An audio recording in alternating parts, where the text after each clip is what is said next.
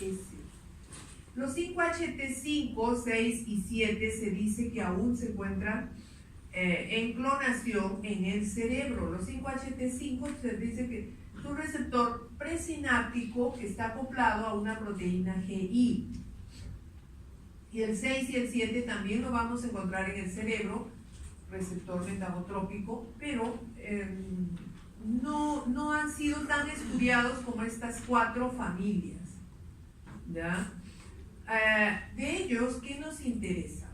¿Ya? Conocer a los agonistas. Los agonistas no son de importancia farmacológica o terapéutica o clínica.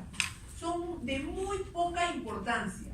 Muchos se han usado para algunas situaciones especiales, pero no tienen importancia clínica, no los vamos a encontrar en los listados farmacoterapéuticos. Por ejemplo, agonistas de estos receptores, los derivados del LSD, ¿ya? De esta sustancia alucinógena, tienen afinidad por esta familia de receptores, tanto en cerebro, en sistema nervioso central, en corteza cerebral. Por eso están asociados a efectos alucinógenos y alteraciones de conducta.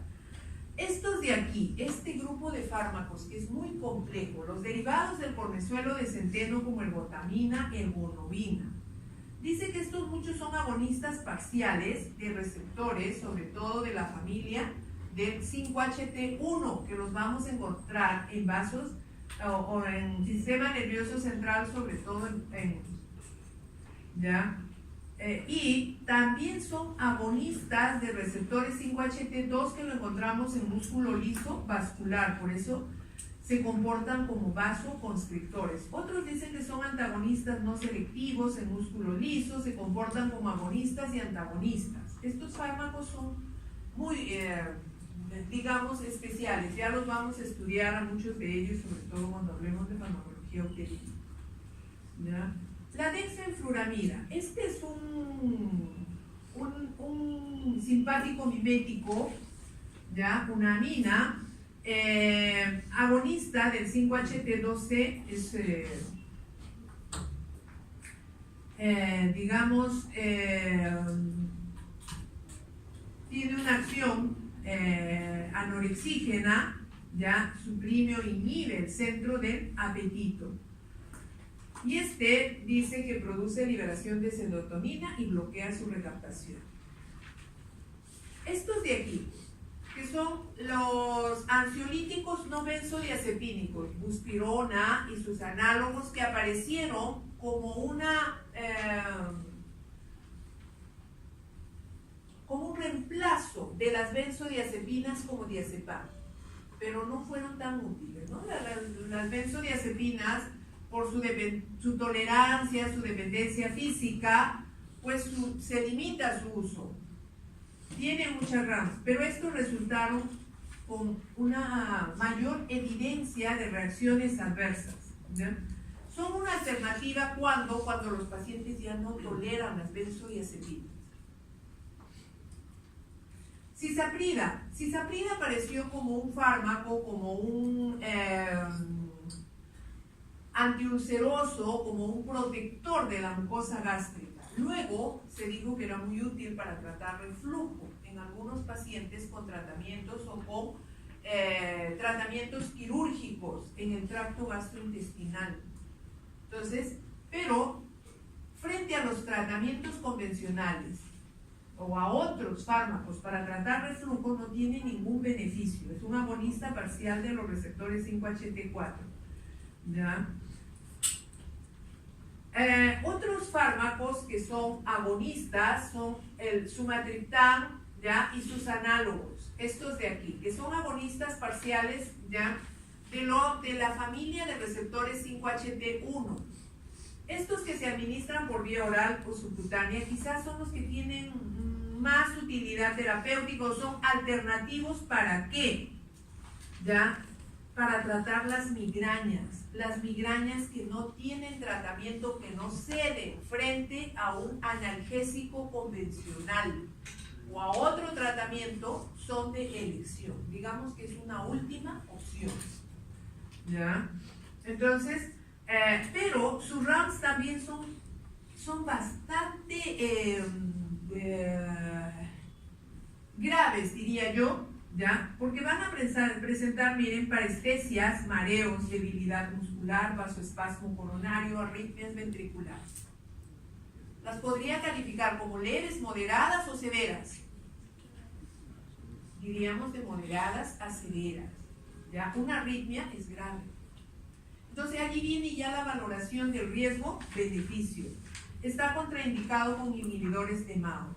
¿Por qué se usan estos? Hay muchos estudios al respecto. Dice que el tratamiento, ¿ya? El tratamiento de un placebo con sumatriptán, este sumatriptán reduce mucho más el dolor, la presencia de náuseas, porque la migraña se acompaña de una serie de síntomas. Reduce en gran medida la fotofobia, ¿ya? Los antiserotonínicos, estos que han sido estudiados, caballeros, ¿ya? A ver, chicos, ¿me escuchan? ¿Ya? A ver, los antiserotonínicos. Los antiserotonínicos podríamos agruparlos en dos familias. Aquellos que son antagonistas del receptor, o sea, aquellos que tienen afinidad por el receptor pero carecen de actividad intrínseca. Y aquellos, ¿ya?, que inhiben la recaptación de serotonina o bloquean neuronas serotoninérgicas. Estos son otra familia, ¿ya? Los que inhiben la recaptación de serotonina los van a estudiar en otro grupo de fármacos. Hoy día nos vamos a ocupar aquellos fármacos que son antagonistas del receptor de serotonina, o sea, aquellos que tienen afinidad por el receptor pero carecen de actividad intrínseca. ¿Quiénes son? Ondansetrón, granisetrón, ondansetrón y sus análogos. Estos son los que tienen más utilidad clínica. ¿Por qué? Y poca, digamos, evidencia de RAM por el tipo de paciente que usa. ¿Quiénes usan estos fármacos? Son antagonistas del receptor 5-HT3. Ya, este receptor que se encuentra a nivel del sistema nervioso central y periférico se usa para prevenir náuseas y vómitos. ¿En quiénes? En pacientes que reciben quimioterapia o radioterapia. En ellos es un tratamiento muy útil, ¿ya? Pero no en otro tipo de náuseas y vómitos. Ketanserina y ritanserina. Estos son antagonistas del receptor 5-HT2A, 2C, pero además se ha encontrado que ketanserina y ritanserina también antagonizan al receptor alfa 1 y al receptor H1 de histamina. Por eso es que se ha encontrado que disminuye la presión arterial tal como disminuyen los bloqueadores beta, los YECA, pero con una mayor evidencia de RAMS. Además, inhiben la agregación plaquetaria porque el receptor 5-HT2A lo vamos a encontrar en los plaquetas. Metisergida inhibe los efectos vasopresores de la serotonina. Dice que también se puede usar en migraña, pero este es un fármaco que también tiene una, va a presentar una serie de reacciones adversas, ¿ya?, en relación a otros tratamientos. Ciproheptadina. Este es un fármaco que muchas veces lo encontramos como antihistamínico o también lo vamos a encontrar como antiserotonínico, ¿ya? Se lo encuentra a veces como antihistamínico porque es una alternativa a aquellos que no toleran los antihistamínicos convencionales. Pero además tiene propiedades anticolinérgicas, o sea, tiene afinidad por receptores colinérgicos tipo muscarínicos. Es útil para tratar el síndrome de vaciamiento rápido, la profilaxis de migraña y, como habíamos visto, antihistamínico. Estos de aquí, risperidona y clozapina, es un antagonista del receptor 5-HT2A y 2C, pero además tiene afinidad por el receptor D2 de dopamina. El D2 de dopamina es un receptor presináptico o postsináptico. El D2. Yo les había dicho quiénes eran presinápticos. N2, alfa 2 y D2. Son receptores presinápticos. ¿Ya? Con una menor, estos se usan para tratar, ¿ya?, patologías, ya de desórdenes neurológicos o lo que conocemos como las enfermedades bipolares, ¿ya? O esquizofrenia, ¿no? La esquizofrenia que hoy en día es conocida como una enfermedad bipolar, donde con estos fármacos se ha encontrado una menor incidencia de efectos extrapiramidales adversos frente a los neurolépticos clásicos, ¿ya? Tiene una mayor eficacia para reducir los síntomas negativos de la esquizofrenia. Es muy útil, es una alternativa, ¿ya? Frente a los fármacos o a al tratamiento convencional.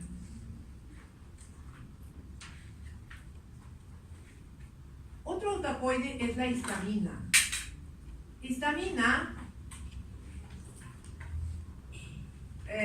una hormona local, un secretagogo, ¿ya? Se produce, se va a producir en células principalmente como células de la sangre, ¿ya?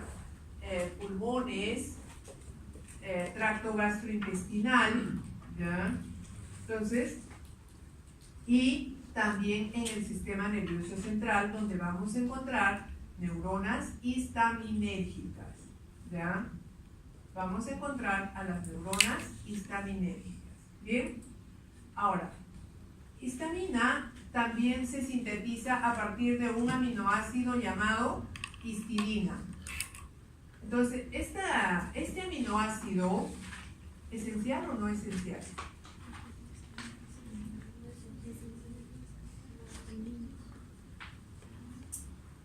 ¿Esencial o no esencial?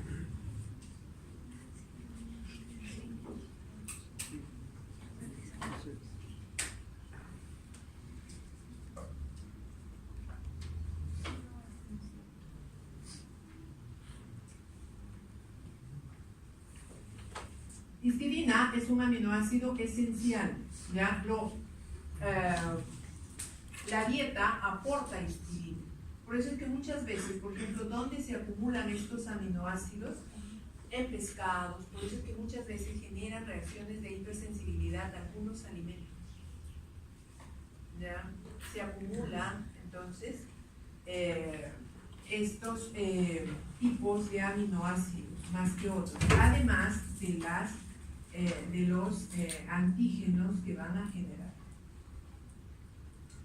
Entonces, histidina, por una reacción de descarboxilación, va a dar lugar a este autacoide llamado histamina. Pero esta histamina, así como la serotonina, son de corta duración, rápidamente son metabolizadas y degradadas. La histamina va a dar lugar a productos muy polares, ya tanto por metilación como por desaminación oxidativa para ser eliminados vía renal. La unión de histamina con su receptor es muy corta, es muy fugaz, ¿ya? Lo que conocemos de histamina es, ¿ya?, la respuesta llamada triple respuesta de Lewis, ¿ya? La triple respuesta de Lewis. Ahora,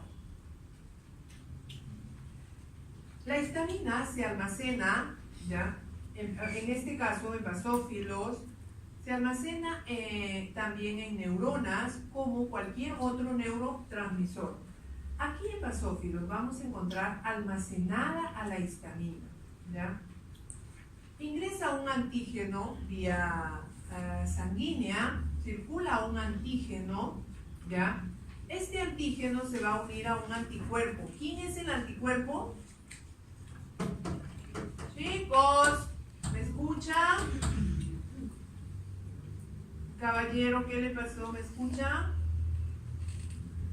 Este antígeno se va a unir a un anticuerpo, o sea, la inmunoglobulina E. Forman este complejo antígeno-anticuerpo y se van a unir a un receptor. Este receptor, ya, es un receptor con actividad enzimática. ¿Se acuerdan de los receptores con actividad enzimática? ¿Quiénes son? Los receptores de tirosina quinasa que hemos hablado, que tienen dos dominios, uno intracelular y otro extracelular. forman este complejo, activan a la tirosina quinasa y la tirosina quinasa activa dos vías. La vía de la fosfolipasa A2, que es la vía del ácido araquidónico, y la vía de la fosfolipasa C, ¿para qué? Para activar la vía del inositol trifosfato y así aumente el calcio intracelular y se libere histamina. ¿Estamos? ¿Ya? Y aparece esta triple respuesta de Lewis, que se caracteriza por la vasodilatación, que genera rubor, eritema, seguido por un edema, ¿ya? Por un edema por permeabilidad capilar. ¿Cuál es el rol fisiológico de la histamina? Va a regular la circulación local porque es un vasodilatador potente, es un importante neurotransmisor, media los estados de vigilia o el sueño. La histamina.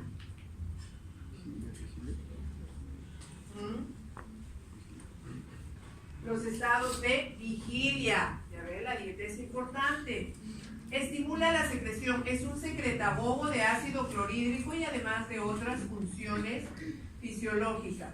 Sus acciones farmacológicas también tiene una acción inotrópica y cronotrópica positiva. Sí va a tener una acción directa porque en el corazón encontramos receptores H2, ¿ya? Receptores H2. El músculo liso. El músculo liso tiene una acción broncoconstrictora, ya contrae al músculo liso uterino, tanto grávido como no grávido, y en el tracto gastrointestinal también contrae a la musculatura gástrica. Es un secretagogo gástrico porque estimula la secreción de todas las células,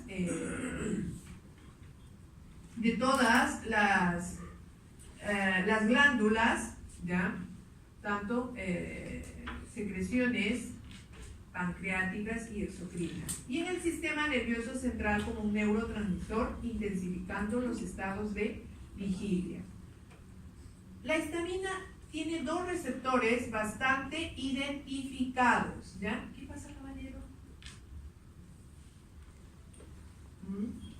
Tiene dos receptores bastante identificados y estudiados. Tenemos a los receptores H1 y al receptor H2, ¿ya? El receptor H1, ¿ya? Receptor de membrana, receptor metabotrópico, igual que el receptor H2. Nos vamos a ocupar de quiénes, de los antagonistas del receptor H1, los llamados antihistamínicos antagonistas del receptor H1, ¿ya? Aquellos que tienen afinidad por el receptor H1 pero carecen de actividad intrínseca. Aquellos que son antagonistas competitivos del receptor H1, ¿por qué? Porque el fármaco tiene la capacidad de desplazar a la histamina. Este grupo de fármacos, los antihistamínicos anti-H2 o anti-inhibidores del receptor H2, los vamos a estudiar en la unidad temática 4, cuando hablemos de farmacología gástrica, ¿ya? Los antihistamínicos anti-H1 o antagonistas del receptor H1. Vamos a clasificar a los fármacos en dos grupos, los de primera generación y los de segunda generación. ¿Quiénes son los de primera generación? ¿Ya? ¿Quiénes son los de primera generación? ¿Dónde está? Ya. Los de primera generación vamos a encontrar a las etanolaminas, ¿ya? Al primer antihistamínico, digamos que es el dimenhidrinato, la difenhidramina, ¿ya? Luego aparecen las piperacinas como la hidroxicina, ciclicina, y luego las alquilaminas como la clorfenilamina o la clorofenilamina, ¿ya? Y luego aparecen las fenotiacinas como prometacina y ciprofloxacina, que es un no identificado. Ahora, los de primera generación ya se caracterizan por ser fármacos muy lipofílicos y atraviesan barrera hematoencefálica. Van a bloquear a los receptores tanto a nivel del sistema nervioso central y periférico, ¿ya? El receptor H1 es un receptor ¿ya? Que está acoplado a una proteína GQ. ¿Ya? Lo vamos a encontrar en el músculo liso, células endoteliales. El receptor H1 en las células endoteliales se comporta como un receptor facilitador de la liberación de óxido nítrico. Es por ello que es un potente vasodilatador la histamina. Lo que no sucede con los fármacos, ¿ya?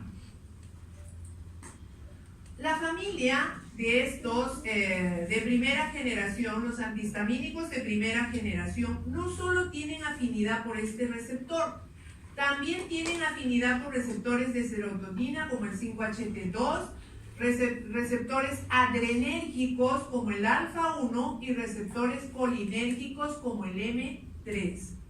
¿Ya?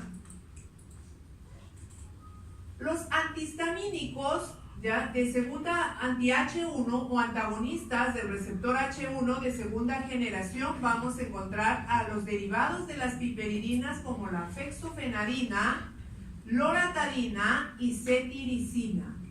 Estos carecen ¿de qué? De efectos a nivel del sistema nervioso central. ¿Por qué? Porque esta familia de fármacos no atraviesa barrera hematoencefálica. Y si atraviesa es pobremente. Sus efectos predominan a nivel periférico. ¿Ya? Entonces, aquí veíamos que este receptor, si actúa a nivel periférico, va a actuar a nivel de músculo liso, endotelio, pero no en sistema nervioso central. ¿Ya? Ahora, ¿qué diferencia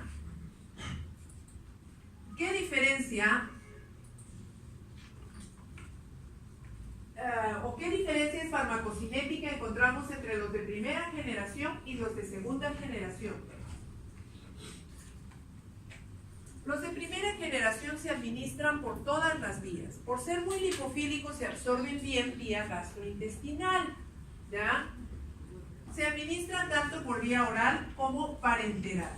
Los de segunda generación solo se van a administrar por vía oral. Los de segunda generación solo se van a administrar por vía oral, como es el caso de loratadina, cetiricina, la fexofenadina. ¿Ya? Ahora, ¿qué otra diferencia encontramos? Diferencias en el tiempo de vida media. Los de primera generación, su tiempo de vida media está por debajo de 12 horas. ¿Ya? Oscila entre 4 a 12 horas. Los de segunda generación, su tiempo de vida media está por encima de 12 horas. Oscila entre 12 a 24 horas. El efecto máximo alcanzan entre las 2 primeras horas. ¿Ya? Los de primera generación, la duración de su efecto puede ser hasta 6 horas. Se distribuye en todos los tejidos. La otra diferencia encontramos que los de primera generación, su metabolismo está mediado por el sistema microsomal en el hígado. Los de segunda generación, el metabolismo está mediado por las familias del citocromo P450 como el 3A4. Y esto da lugar a metabolitos activos y va a dar lugar a tiempos de vida media más prolongados y por ende a duración de efectos. ¿Cuáles son las acciones farmacológicas de estos antihistamínicos, tanto de primera y de segunda generación? La acción antihistamínica que va a ser mediada por los de primera y segunda generación. La acción anticolinérgica que pueden presentar los de primera generación como sequedad de mucosas, porque antagonizan al receptor M3, al receptor colinérgico M3. Acción antiadrenérgica, los de primera generación. Acción anestésica local, los de primera generación. Muchos de estos se usan como anestésicos. ¿Por qué? Porque también en este mecanismo de acción tienden a bloquear canales de sodio. Y una acción antiserotoninérgica. Su mecanismo de acción, por lo mismo que son fármacos de acción directa, son antagonistas competitivos del receptor H1 de histamina. ¿Ya? Dentro de sus ramas, los de primera generación generación y los de segunda generación vamos a encontrar diferencias en cuanto a sus RAMs. Los de primera generación predominan sus RAMs a nivel del sistema nervioso central. Y si predominan RAMs a nivel del sistema nervioso central, ¿cuáles son sus RAMs? Primero, la sedación. Los de primera generación, la sedación. ¿Ya? La sedación, los mareos, tinitos, incoordinación motora, fatiga o ataxia, podríamos decir, inclusive, fatiga, visión borrosa y diplopia. En ellos está contraindicado, por ejemplo, si reciben un antihistamínico, de conducir vehículos. ¿Ya? Pueden tener somnolencia o de los mismos efectos que presenta el alcohol. Efectos anticolinérgicos como serostomía, hipotensión, ¿ya? Hipersensibilidad, y en caso de que el fármaco no se metabolice como sucede en niños, puedes presentar una excitación acompañada con temblor e insomnio. ¿Para qué se usa? ¿Ya? Supresión de fenómenos alérgicos, así como la fiebre del heno, reacciones cutáneas agudas como urticaria, reacciones medicamentosas, exantemas, reacciones alérgicas sistémicas, ¿ya? Pero no son efectivos en enfermedades o en alergias crónicas, como por ejemplo el asma bronquial. No revierten el broncoespasmo, ¿ya? Son útiles solo en reacciones alérgicas agudas, ¿ya? También previenen la cinetosis, ¿ya? Esta que se acompaña de náuseas y mareos. El dimenhidrinato, que es el primer antihistamínico, se ha dejado de usar como antihistamínico para usarlo en casos de cinetosis. ¿Ya? Muy bien.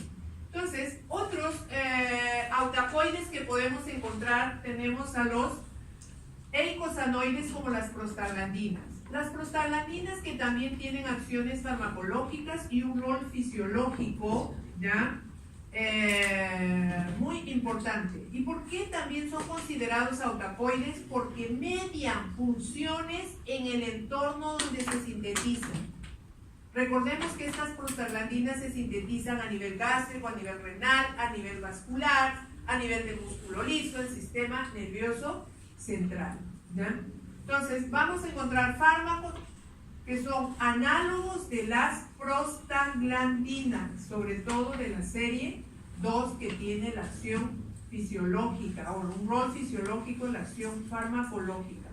Otro que podríamos también considerar que es un autacoide es el óxido nítrico, que está siendo bastante estudiado y se le atribuyen propiedades farmacológicas, propiedades terapéuticas como su acción vasodilatadora, su acción antiproliferativa, antitrombótica y también el estudio actual de su acción antiinflamatoria. Bien, ahora sí vamos a hablar de los analgésicos,